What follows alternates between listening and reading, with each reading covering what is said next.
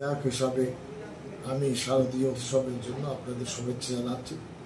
আপনারা সুস্থ থাকুন, ভালো থাকুন এবং সুষ্ঠুভাবে উৎসব পালিত হোক।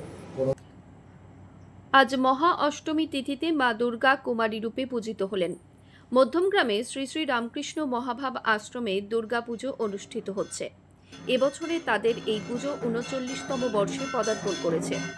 প্রত্যেক বছরের মতো এবছরও বিশুদ্ধ সিদ্ধান্ত পঞ্জিকা মতে বা বেলুর মঠের নিয়ম অনুযায়ী এখানে দুর্গা পুজো হলো। প্রত্যেক বছরের মতো এবছরও অষ্টমী তিথিতে কুমারী রূপে শ্রী শ্রী মা দুর্গা পূজা গ্রহণ করেন এখানে, এমনটাই বলেছেন এখানকার উদ্যোক্তারা। পাশাপাশি প্রত্যেক দিন দুপুরে কয়েকশো ভক্তদের মধ্যে প্রসাদ বিতরণ করা হয় বলে জানিয়েছেন তারা।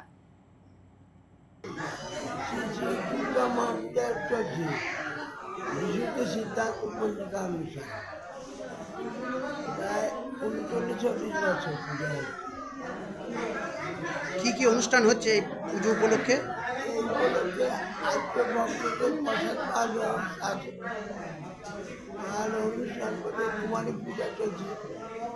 এটা কোন তিথিতে কুমারী পূজা হয়?